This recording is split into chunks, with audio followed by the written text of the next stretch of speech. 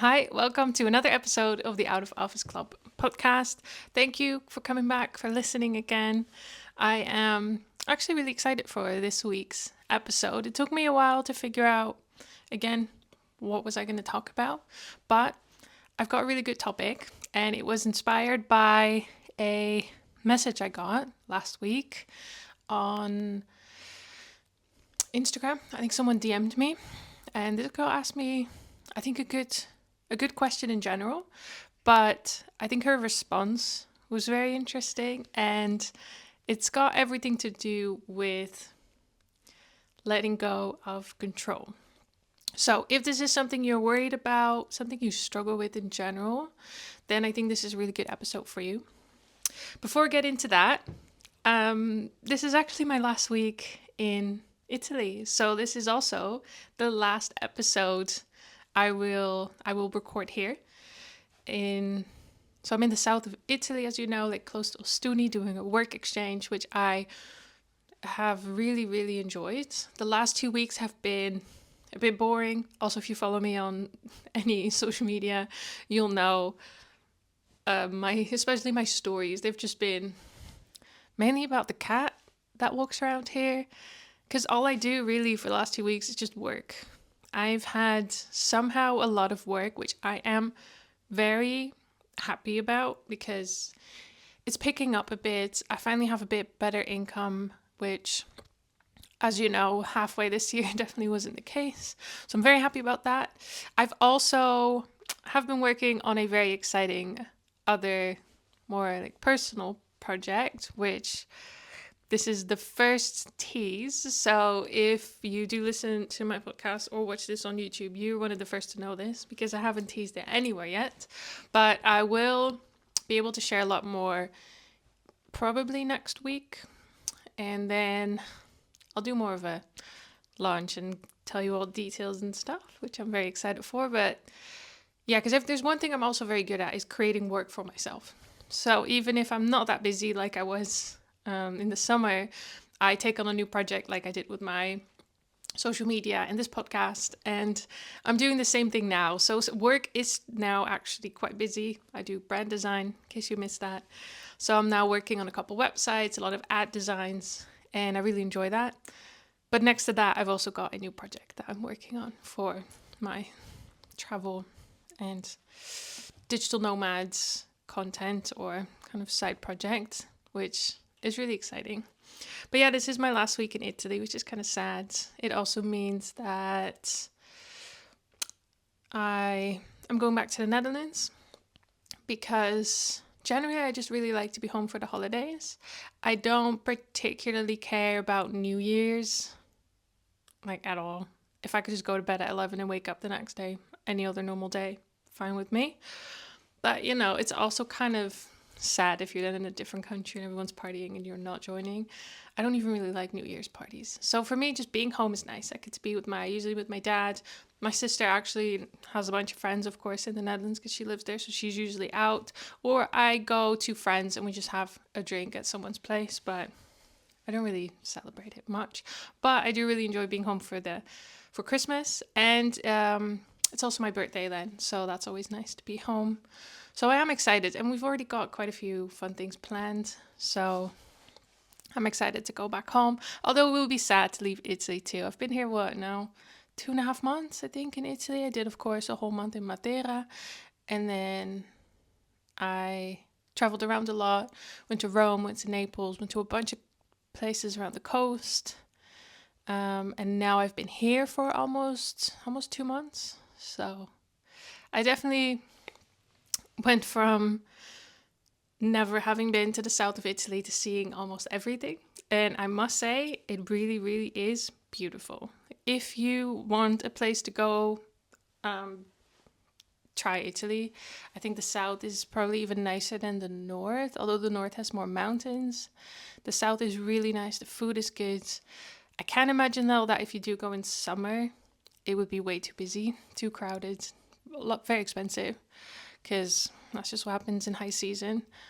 But now, like going in September, October, I think was perfect. The weather is still good. Right now, the weather's getting kind of shitty though. It's been raining most of the week. It's getting cold. 10, 12 degrees. But still, super nice. Italy's been amazing. I really, really enjoyed it. But I think it's going to be good to go home too. And then I'm home for a month before I leave for my next trip, which I'm incredibly excited about. But that, I think, was enough of a personal update. Let's continue into the topic for today, because again, this girl messaged me and she asked me, how much or how far ahead do you plan? And I told her, well, actually, I rarely plan much. And for me, that is part not really knowing what I want to do. So I'd rather keep it open. That is also a bit of laziness. I just honestly cannot be bothered to research that much or that far ahead. Plus, I also know that I enjoy not planning so much and not being stuck to a schedule. But she said to me, okay, because when I plan anything, I never know how many days to book, where to go. And I thought, okay, well, that's exactly why I don't plan so much, so that I don't need to worry about how many days I have there. Plus, I think it's also a bit of a different way of traveling anyway. I am in a place for months, not days, but still. She said she would go somewhere, kind of plan, and then travel around for a bit, stay a couple days everywhere, and then at the end, always feel like she didn't have enough time in some places, too much in other places, and it was just this constant loop of planning and then regret, basically, afterwards. And I understand it, although I also have a different mindset on that, but I'll get to that later. But I do understand this need to kind of control everything and to think, okay, as long as I have planned everything out and as long as I know exactly where I'm going to go, nothing can go wrong. And of course, that is just false. And it, I understand, gives people a sense of being in control, because I know that travel is already quite unpredictable, and then as long as they have things planned and booked, it gives them a sense of control. And I think especially because your whole support that you might have back home is now gone and you're on your own, which I know comes with more risks, more uncertainty. So then having more planned feels like you're more in control. But I actually think it's quite the opposite. I actually think the more you plan, the less in control you will be of your trip. And I'll get to that in a second too, about why I exactly think that. But in the end, I think the need to control so much and to plan it all so far ahead, I think it's all got to do with confidence. I think people who are not that confident in their travel ability or in themselves, they want more control. And the more confident you are in traveling, in yourself, in your ability to fix it, the less you will plan. And don't get me wrong, I know that this confidence needs to grow. That is not just something you magically have as soon as you start traveling. But I do think that is in the end the root. As long as you're confident, you won't even feel the need to schedule or plan so far ahead, because you'll know that you'll be able to figure it out. And there's only one way to really build this confidence, and that is to do it. And if every time you travel, you book or you plan your trips the same way, you also don't really give yourself the room to grow in confidence. So what I highly recommend people is to also travel in different ways. So what I mean with that is I've done backpacking trips, for example, and my first trip I actually did book and plan quite a bit ahead. I did 6 months of traveling. My first 3 months or 2.5 were in Europe, and that was mapped out. I knew exactly where I was going to fly. I would stay there for a week. I would go to the next country. All those flights were booked.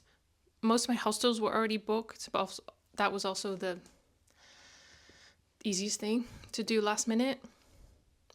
But then after 2, 3 months, I arrived in Asia, and that's where I had nothing booked, nothing planned. I landed in Bangkok, and I had, I think, a month and a half, a bit more, to make it to Bali, which is in Indonesia. So I had a month and a half to figure out myself how to get from Bangkok to Bali. And that actually really helped me grow in that confidence that I now know, okay, I know how to get from one country to the next. Um, Find the routes, the buses, the planes, whatever it is I did. And after that, it was a bit more planned again. It was a bit relaxed once I got to Australia and New Zealand. But it definitely gave me that confidence to grow. After that, I have done an even less planned trip when I went to South America. I literally only had a flight there and back, nothing for 6 months in between. I ended up traveling there for 3 months before going home. I've also traveled in a van. So I did van life for about 6, 7 months, lots of wild camping. I've done many types of trips and different kind of challenges with those different ways of traveling. And that has built my confidence. I now know I don't need to have it all figured out. It doesn't even matter how long I travel for, whether that is 6 months or that is a week. I just know if I get there and I've got at least a booking for a night or maybe a hotel for a couple days, I'll figure out what I want to do next and I'll make it work. Of course, don't get me wrong, I do this a smart way and I do my research, especially if I travel in high season, because that is a different way of traveling. In high season, everything will be booked, super expensive and tough to do last minute. So then don't do that last minute. Use common sense on this. But in general, I don't really travel to many places during high season. So I don't really have to plan it all out before, and I don't. So that's how I build up that confidence to now be able to just book a one way and not feel stressed about it. And that also brings me to her saying that she would book all of these days, go there, and then later regret it.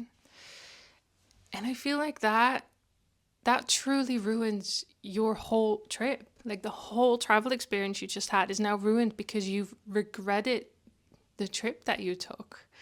And I think that's such a waste because my mindset is always, I will never be able to see everything. Never. It doesn't matter how long I'm in the country for. It doesn't matter, or the city, or it does not matter how much I see what I do. I will never be able to see everything.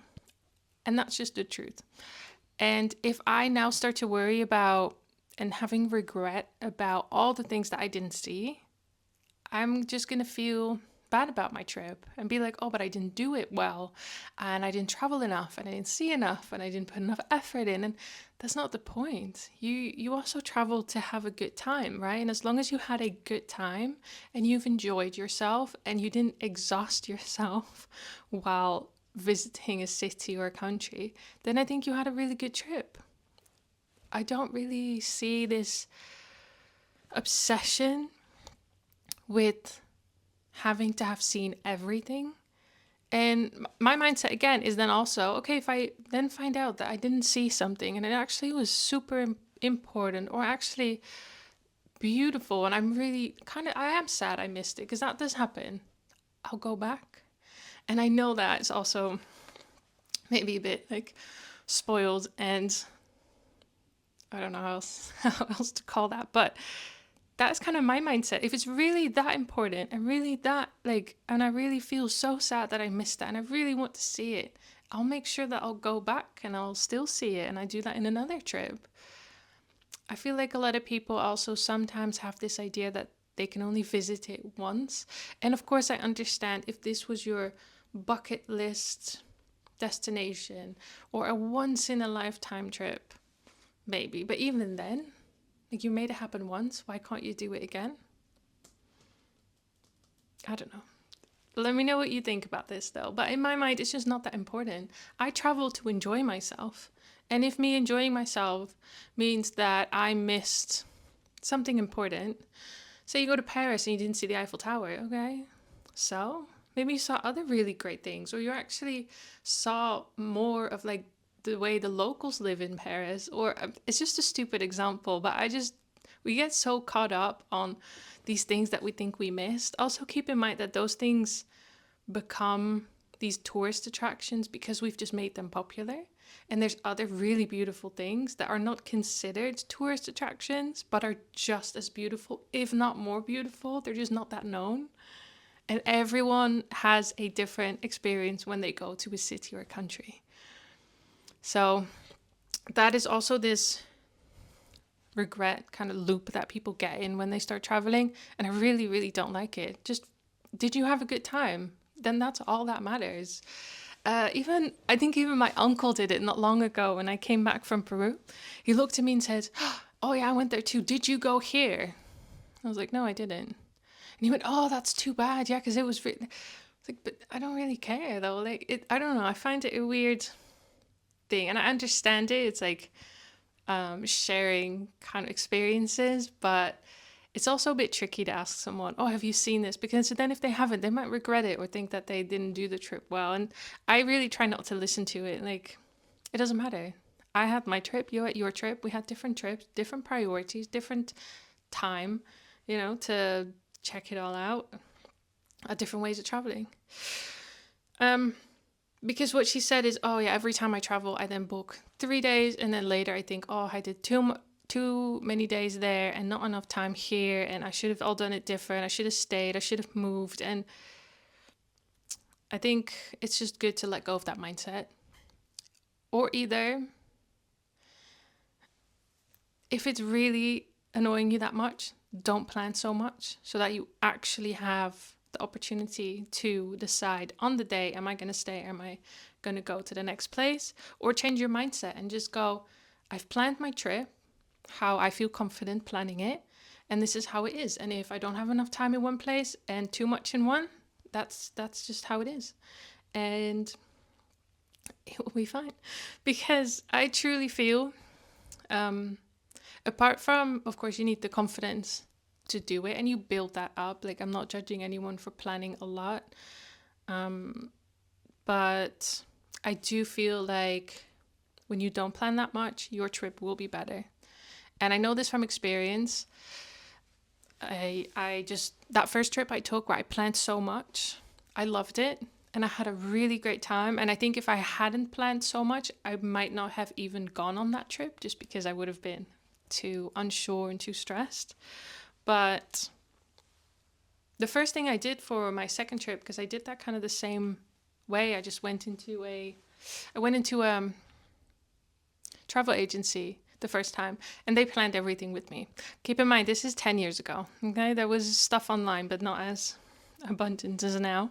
So I went to a travel agency, and then 2 years later, I did the same, went to the same travel agency, same planner. She was really nice.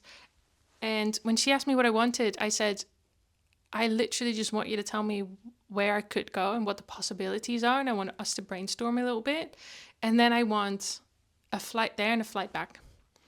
I want us to discuss the route, see if it's doable, think about it, make it, logical and logistically possible. But after that, I just want a flight there and back. And that's all I want. And that's what we did. So we booked a flight to Chile. Then I did have a flight also from there to Easter Island and back, just because that was the one thing I really, really wanted to see in South America. So I went to Easter Island. I then had a overlanding bus trip through Patagonia, because logistically that was a lot easier to travel through Patagonia than doing that on my own. And then a flight to Buenos Aires. And then from there I had nothing. From there I had 5 months to figure out how to get to Panama.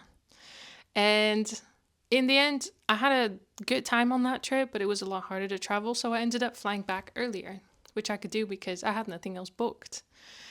And in general, those trips just meant that if I met someone somewhere, a group of people who were like, oh, actually, we're going that way, do you want to join? I could do that. If I didn't like it somewhere, I could leave early, which meant that my whole experience just was, in general, better. Because I remember on my first trip where I did book so much, there were a couple places where I was like, I'm done. I'm done here. I've seen everything. I'm bored. I don't like it. My hostel's empty. It's cold. It's expensive. I want to go. But then I couldn't because I had to wait till my flight and I couldn't rebook that anymore because it was too, I think, short day and it was difficult and expensive. So truly, the less you plan and the more you are able to let go of this idea of control, the better. Because yes, it might feel like you're more in control when you plan so much, but I actually don't think you are. You're being now controlled by your bookings. You're being controlled by the flights that you have, the hotel bookings you have, the maybe some experiences or tours that you've booked. And